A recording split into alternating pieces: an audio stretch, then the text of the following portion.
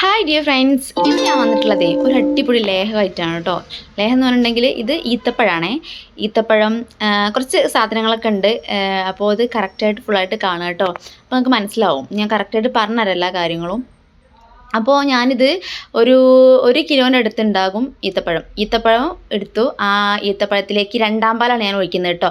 ഒരു തേങ്ങേൻ്റെ ഫസ്റ്റ് പാല് എന്ന് പറയുമ്പോൾ ഒരു ഗ്ലാസ് വെള്ളം ഒഴിച്ചിട്ട് അത് ഒന്നാം പാലാക്കി മാറ്റി, പിന്നെ 2 ഗ്ലാസ് വെള്ളം ഒഴിച്ച് രണ്ടാം പാലാക്കി. അതിൻ്റെ പകുതിയാണ് നമ്മൾ ഒഴിച്ചിട്ടുള്ളത് കേട്ടോ.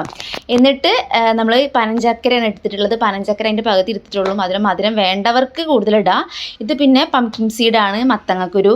ഇത് പിന്നെ വേണ്ടത് നമ്മുടെ സൂര്യകാന്തി വിത്താണ്, എന്താ പറയുക, സൺഫ്ലവർ സീഡ്. അപ്പോൾ ഇതും ഈ 2 സീഡ്സ് എടുത്തിട്ട് നമ്മൾ ഒരുമിച്ച് ഒന്ന് അടിച്ചെടുക്കണം. ജസ്റ്റ് ഒന്ന് പൊടിഞ്ഞ് കിട്ടിയാൽ മതി, നന്നായിട്ട് പൊടിയാവണം എന്നില്ല. ജസ്റ്റ് ഒന്ന് കടിക്കാൻ പറ്റുന്ന ഒരു രീതിയിലായി കിട്ടിയാൽ മതി കേട്ടോ. ഓക്കെ, പിന്നെ ഇത് ഞാൻ എടുക്കാൻ മറന്നുപോയി. ഇത് എന്താണ്, നമ്മുടെ കപ്പലണ്ടി ഉണ്ടല്ലോ, ഞങ്ങളിവിടെ പറയുക കടല എന്നാണ്. വറുത്ത കടലയും പിന്നെ നമ്മുടെ അണ്ടിപ്പരിപ്പും കൂടെയാണ് കേട്ടോ.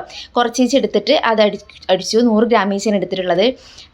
അത് നമ്മൾ ഇതുപോലെ തന്നെ അടിച്ചു. അപ്പോൾ നമ്മളെ സീഡ്സ് അടിച്ചതാണിത്. ഈ ഒരു രൂപത്തിലാക്കി എടുത്തിട്ടുള്ളൂ കേട്ടോ.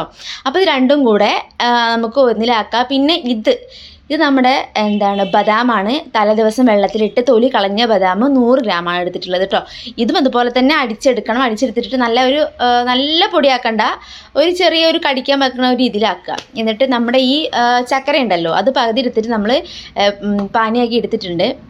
ബാക്കി ഒരു ചട്ടി അടുപ്പത്ത് വെച്ചിട്ട് നമ്മൾ കുക്കറിലാക്കി വെച്ചിട്ടുണ്ടെങ്കിൽ നമ്മുടെ ഇതുണ്ടല്ലോ, ഈത്തപ്പഴം നന്നായിട്ട് വെന്ത് 3 വിസിലെടുത്തിട്ടുള്ളൂ. ആ വിസിൽ തന്നെ വെന്ത് അടിപൊളിയായിട്ടുണ്ട്. എന്താണ്, നമ്മൾ തേങ്ങാപ്പാൽ മാത്രം ഒഴിച്ചിട്ടുള്ളത് കേട്ടോ.